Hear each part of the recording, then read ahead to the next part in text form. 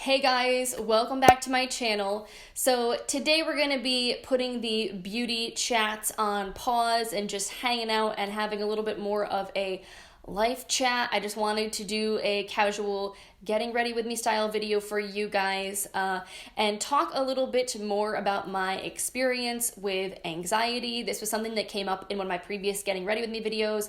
A couple of you guys left comments asking if I could expand on what my experience has been, so I thought I would dive a little bit deeper into that in today's video. So just be forewarned, this is not going to be a review. I'm not going to be talking about any products. If you're here for the makeup and you don't want to chat about mental health stuff, you don't have to watch this video. But if you'd like to learn a little bit more about me and learn a little bit more about my anxiety story, hang tight because I'm about to get into it. Okay, so before we get started, I need to show you guys my ridiculous and absolutely adorable headband. I just picked this up from Forever 21. I actually got two headbands. They were buy one, get one 50% off. I spent like $7 for the two of them, but how stinking cute is this unicorn headband? I know I look like a 12-year-old and I'm 31 years old, but you know what? I don't care. If I want to be a sparkly unicorn, I'm gonna be a sparkly unicorn. So as far as the makeup that I'm using today, I'm not gonna be talking about it all that much. I really wanna just be focused on chatting with you guys, but I'm mostly focused on using the minis from my mini project pan. If you guys missed that video last week, I will link it for you up here in the cards.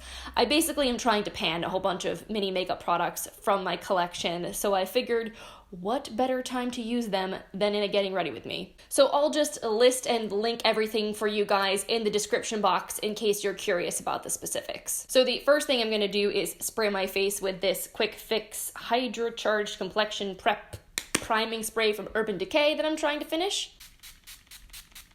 This one is infused with coconut water and you can smell it for sure.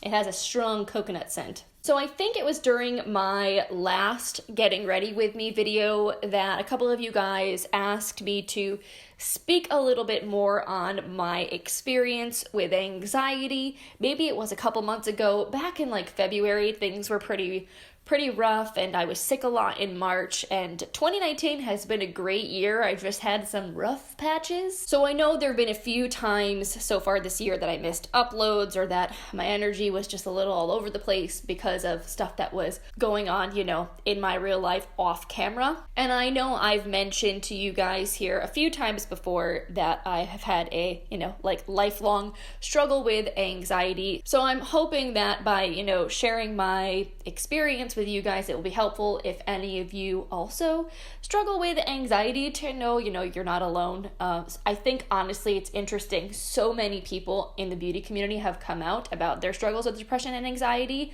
and who knows if maybe there's something to be said for those of us with those issues enjoying this format and gravitating towards YouTube, which may be why there are so many of us here that create content that struggle with depression and anxiety. Anyway, so I'm really not embarrassed or ashamed to talk about my anxiety. It's something that I've been very open about my whole life because it's something I've dealt with for a very, very long time. And when I say a very, very long time, I had my very first panic attack that I can remember when I was 9 years old. I was in 4th grade, and it's like, I remember it like it was yesterday, like clear as day.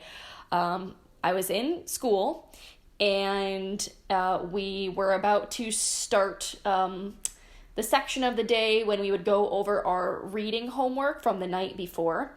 So we had like a worksheet that we were supposed to do, and the teacher asked us to take out our homework.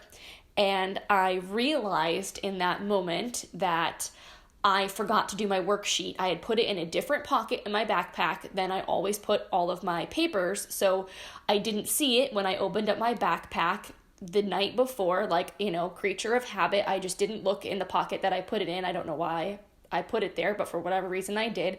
So I remember this sense of dread, like just the utter sense of just doom when I realized that I pulled the worksheet out of my backpack and it was completely blank and I hadn't done anything. And in that moment, I just lost it. My heart was racing. I felt like I was gonna throw up, and I was young, and I didn't know I had anxiety at the time. I didn't really know what that was. And I just, raised my hand and told the teacher, I need to go to the nurse. I feel like I'm gonna throw up. I'm sick to my stomach. So she sent me to the nurse, and I remember this too, clear as day. So I get to the nurse, and I like run into the bathroom, and I'm like sitting over the toilet, like dry heaving, and the nurse is like, what's wrong? And I just distinctly remember her saying to me, you're not sick. You need to go back to class. You're not sick. And I kept saying to her, yes, I am. I'm sick. I feel like I'm going to throw up. And I was just convinced that I was sick, and she was not having any of it. She's like, you're totally fine, kid. You don't have a fever. Like, go back to class. And it's funny because not once did she ask me what happened, what was wrong. Like, she didn't even think about that it could be something else, like that I wasn't making it up, like that I had some kind of actual psychological issue instead of a physical one. But I feel like that's also kind of how things were when I was growing up. Like, nobody talked about childhood psychological problems unless they were talking about ADHD or things that were like really severe issues that were very rare. But like, nobody talked about childhood depression or anxiety. It wasn't even a thing, I think, that crossed people's minds. So, after I had battled with the nurse for a little while, she finally said to me, do you want to call your mother? And do you want to go home? And I said, yes, I want to go home. I want to call my mom. So I called my mom, and I told her I wasn't feeling well, and I felt sick to my stomach, and I wanted to go home. And so she said, okay, fine, I'll come pick you up. But she was going to be like another 20 minutes or so. So the nurse told me I needed to go back to class, and that they would page me over the loudspeaker or whatever when my mom got there, and I could go home. So by this point, my class had moved on to go to gym. So they were no longer in the classroom. So the nurse sent me down to the gym. And of course, then, I get to like go run around and everything. And by the time my mom gets there, I'm feeling totally fine, 100% recovered, and I'm like, no, I want to stay at school. Makes a lot of sense. As soon as I was running around and not thinking about things anymore, and I had a distraction, I wasn't feeling anxious anymore, so I wasn't feeling sick or nauseous anymore, so I was totally fine. And of course, it's easy now to look back and think that it was just like so obvious what was wrong with me, but again, I just don't think it was something that most adults thought about, and I was too young to understand it. So that was, to me, I feel like the earliest memory I have of an anxiety experience. And then from there, I feel like there were so many other warning signs and things, and like I didn't really actually know I had anxiety, and that was what it was called, until I would say I was maybe in middle school, like 12, 13 years old. But like, I had all the classic symptoms of childhood anxiety. Like, every single day before school, I had a stomach ache. Like, every morning I would wake up and complain that my stomach hurt, that I didn't want to eat anything, which is very much a childhood anxiety symptom. But again, my mother was just like, you need to eat something because you have to put food in your body, you're a growing child. So she would like make me eat breakfast and send me off on my merry way. As I said, I kind of finally realized or started to understand what anxiety was when I was like a preteen. Somewhere in there, I learned about what a heart attack was and the signs that a person's having a heart attack. Their left arm getting tingly, pain in the chest, you get kind of like sweaty, heart racing or being irregular, etc. And all in the meantime of this, I've been having panic attacks and anxiety attacks. Like, since that first time when I was 9, I had them every so often over the years. They were definitely a lot more frequent, I feel like, when I was young, like when I was 11, 12, 13 years old. And it would feel like a 300-pound man was sitting on my chest. Like, I would remember just like laying in bed and like feeling like I couldn't breathe. Your heart is beating so fast. I would get like numbness and tingling in my arm. And I remembered sitting there being like, am I having a heart attack? Like, I'm 12. There's no way I could be having a heart attack. Like, I'm too young. That's something that happens to old people. And I was so embarrassed to tell anybody. Like, I was so afraid to talk to an adult because I thought they were gonna like think I was totally crazy, because how the heck can a 12-year-old be having a heart attack? But eventually I, kind of was just like at my wit's end because I was miserable. So I finally talked to my dad about it, and he was like, You're a Delafera, welcome to the family. Because apparently anxiety runs in my family, and a lot of my relatives, including my father, have struggled with anxiety, and I was like, oh, that would have been nice to know. And I will say that over the years, being able to talk to my dad about my struggles with anxiety, because he really understands them on a personal level,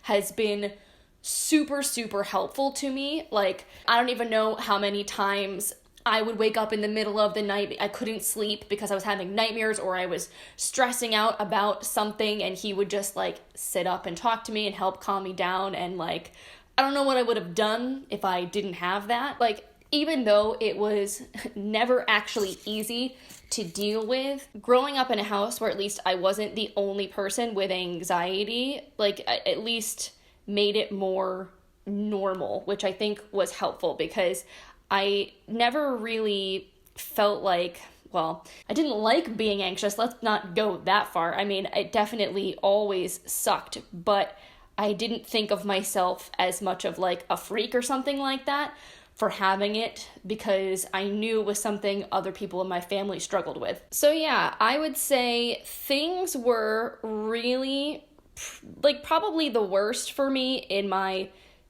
childhood years and my teenage years, because I just was, in an environment that stressed me out. There was a lot happening in my personal and social lives in that period of my life that was very stress-inducing, that made my anxiety a lot worse. I didn't always have the best support systems as far as friendships went and people that really understood. I feel like I also didn't really know how to stick up for myself or how to talk about my anxiety in a helpful way. I was very, very shy, like so painfully shy, had a lot of social anxiety, especially when I was a lot younger. So those years, you know, they were super, super tough. I feel like there were a lot of things I didn't do because I was too anxious, a lot of opportunities I didn't take that were, you know, missed because of fear and because of that anxiety. And I would say it wasn't until I was really in my like mid-20s that I got to the point where I was like, you know what, I'm done. I'm so done with anxiety ruling my life and dictating my behavior. So I just worked really, really hard on myself to learn better like coping mechanisms, better ways to deal and manage with my anxiety, because I mean, truthfully, it's something I'm always going to live with. It's part of the way I'm biologically hardwired, I think. But I have more tools in my pocket now. I have more resources available to me as far as my understanding and my practice and my like self-discipline. So I can get through my life without my anxiety impacting me on as significant of a level as it did in the past. So like one of the things that I started doing that made a huge difference for me was yoga, and mostly because I feel like yoga teaches you how to be more in tune with your body, to control your breathing, and that is something that I utilize a lot to help control and prevent panic attacks and anxiety attacks. Because if you've ever had one before, sometimes they come out of nowhere, like you're not even thinking about anything. It's not like you were thinking about something that's stressing you out and then you have a panic attack because of that necessarily. Sometimes it would be like, I'd just be driving, not even thinking about anything, and then all of a sudden start having an anxiety attack. And they're the kind of thing that I feel like once they start, they kind of snowball, because it's so physical and the sensations make you mentally more anxious because you feel like you're dying physically, like a little bit. It's very alarming, and you have to really be mentally disciplined to not let yourself freak out in those moments. So like yoga for me, practicing that helped me to learn how to have better communication with my body and how to like breathe and relax and basically let a panic attack happen without making it escalate. Or like if I could sense that it was starting to happen, that I could calm my body down before it like full blown turned into something crazy. so that way I could kind of get through it. And that has been tremendously helpful to me, because like it's probably made the most significant difference in my day-to-day life and how I physically feel. And like just in general, I think yoga is awesome. I think it's so good for your body. It makes you stronger. It makes you more flexible. To be honest, I haven't been practicing it enough recently. I really need to get back into it, but it's something that I 100% would recommend to anybody to try. You know, at least give it a few classes, find a good studio that you feel like jives with you, because there are so many different forms of yoga. There are so many different kinds of teachers out there. Some are like really intense and you've got more like the power yoga angle. Some are a lot more slow and deliberate. So ultimately, I feel like you can't just try one and then say, oh, I don't like it, or I do. Like, you kind of have to experiment a little and find the yoga that like calls to you. But yeah, I would say like nowadays, I very rarely have a panic attack. Like, I very rarely would say that I completely lose my crap. Like, I have gotten to a point where I will definitely feel anxious physically, and I will go through those symptoms and they really suck, but it's manageable. It's something I'm like better equipped to handle when it happens. The other thing I feel like I've worked really hard to do is to push myself through fear, to not let anxiety dictate all of my choices in my life. And I also have made really, really strong efforts to never let my anxiety, I don't want to say never let my anxiety affect my relationships or friendships, because that's impossible. Like, it's part of who I am, so it's going to obviously ripple out and affect everything in my life. I guess what I mean is I try not to make my anxiety someone else's responsibility. It's only my own, and I try to be very conscious about owning that. So like, if I am feeling anxious about something, I won't ever necessarily ask other people to modify their behavior on behalf of my anxiety so that I don't have to feel anxious. If it's something that I don't want to be anxious about in the first place. So like, I see it as it's almost like retraining your brain. If I'm having an anxious response to something, and in my mind I'm like, I really don't want to feel anxious in this situation. I don't think it's a situation that necessarily warrants the anxiety, but this is just how my body is responding.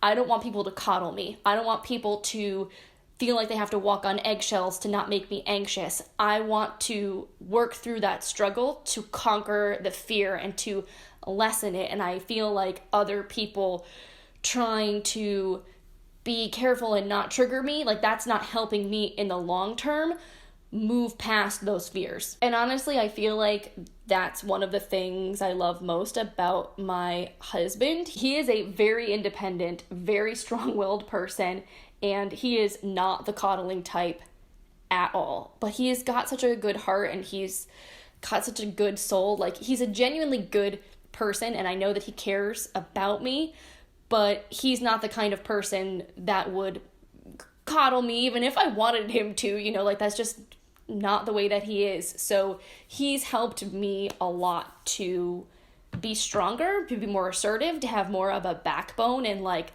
I needed that because I have not been a confrontational person like my entire life. I've always been a doormat. I've always let people walk all over me, and I've always been too anxious and too nervous to ever say what I mean and say what I want. And I feel like he's definitely encouraged me to be more independent, to be more of my own person, and to like stand up for myself and not be afraid to take charge. And when it comes to anxiety, to like push through my fears instead of letting them hold me back. Like, when I think back over the last several years, there are so many things that I would not have done if left to my own devices that he definitely kind of pushed me to do in a good way. So I used to be like deathly afraid of airplanes, like panic attacks if I even thought about getting on an airplane. And part of that was I had not ever flown. or well, the first time I ever flew, I was like 12, which was at like the height of my anxiety experience. And I had seen the movie Final Destination, which not a good idea if you've never been on an airplane. And I was absolutely petrified, not to mention the fact that I do not like that sensation of free falling. I hate roller coasters. I don't like amusement parks. Like, that is not my jam. So I got on an airplane for the first time at 12 years old, and I was already freaked out about flying, and then just all the sensations about it. I hated every moment of it, and I like never wanted to get on an airplane again. But then like my husband's family wanted to take a trip to Iceland a few years ago, and Iceland is such a cool country. I had always wanted to go there, and I thought to myself, you know what, Lauren? I'm not gonna let my fear of airplanes get in the way of me seeing the world and living my life. Like, I can't. So I basically sucked it up and I got on that plane. It was funny because part of what shifted my psychology, like once I got to Iceland and I realized that I did it, like I got on that plane, I flew across the Atlantic Ocean, and I'm in another freaking country. Like, I'd never been out of the country before because I, A, never really traveled with my family, and B, was probably, like, just too afraid to even think about getting on a plane and flying somewhere. But just, like, knowing that I did that, knowing that I got on that plane and here I am in Iceland, like, I felt so empowered that the flight home was less scary. Like, there was still anxiety there, but I was proud of myself for what I had just done, and that definitely helped. And then, you know, a few months later, I got invited to Generation Beauty LA, and I think this was like back in 2016, and I had just kind of started regularly posting videos to YouTube. I was really trying to get a little bit more serious about doing this beauty stuff, and I was like, oh my gosh, I got these free tickets to this event. There's going to be so many brands there that I could meet, but I was like, I'm going to have to fly to California by myself if I want to go to this, and that really freaked me out. And so, like, I distinctly remember I was sitting in bed. It was a Saturday morning, and Ryan was like mostly asleep. He kind of like woke up. I'm definitely an early bird and he's not. And I was like, I don't know what I should do. Should I take this ticket? Should I not take this ticket? I like started looking at flights just to see, and like I could get one for not like an insane amount of money. I had just gotten a Christmas bonus from work, so like I had extra money to buy a plane ticket, but I was just like freaking out because I'm like, how the heck am I gonna fly across the country by myself? I'd never traveled alone before, and I was still like leery about flying. And Ryan was just like, do it. Like, why not do it? You can take the time off of work, like you can make it happen, even if you only end up going for like 4 days or something like that. Like, why not? If it's an opportunity you're not sure you're gonna get again, like, just do it. And I said to myself, like, you know what? Yeah, I'm gonna do it, because I knew that if I didn't take that opportunity, like, I would be sad. Like, I would be upset with myself for letting my fear rule what could be a great potential opportunity for my future. So I took that free ticket, I booked my plane, and I have to say that was one of the best trips, even though it rained the entire time I was in Los Angeles. Like, being out in California actually really sucked because the weather was terrible the entire time that I was there. But for me and my anxiety journey, it was like the best thing that I ever did. I talked to every single person I sat next to on my flights out there, because I had a layover both coming and going. Because I didn't know anybody in Los Angeles, like, I basically just talked to people and kind of made friends where I went, and I just felt, again, so empowered, because it was like, I'm here doing this on my own. I felt like such a girl boss, and it was the best. So yeah, I mean, it's not like I'm cured. It's not like my anxiety has gone away. Like, it is 100% going to be a part of my life forever. It's just part of my brain. It's part of who I am. It's always going to be a struggle, but I feel really proud of the progress that I've made as far as managing it and not letting it hold me back. And I feel like that's something I'm always going to be continually working at doing better, because of course there are still things that I'm afraid of. There are lots and lots of moments where my anxiety it's a struggle. It's hard, but it's a fight worth fighting, you know? Life is worth living, and if you're struggling with anxiety and depression, just know, like, you're not alone. Don't give up hope. Just keep fighting the good fight. Just keep trying, and over time, you'll learn new things that will make it a little bit easier. So yeah, I just realized like I'm done doing my makeup and I'm just like sitting here rambling. So I probably should wrap things up for this video. But if you'd like me to talk more on this topic in the future, definitely leave a comment and let me know if you have like specific questions I should answer next time I do a getting ready with me type video. You know, my goal is to be as helpful as possible to you guys, both in teaching you things about makeup and sharing my opinions on that, but then also sharing my experiences in life, because I'm a real person just like you are with struggles. So, you know, I know it's nice to not feel as alone in things. So if you guys are also going through it, feel free to leave a comment, let me know so I can hopefully help cheer you up, lift you up a little bit. And yeah, on that note, thank you guys so much for hanging out with me today. I hope you have a wonderful rest of your day, and I will see you in my next video. Bye.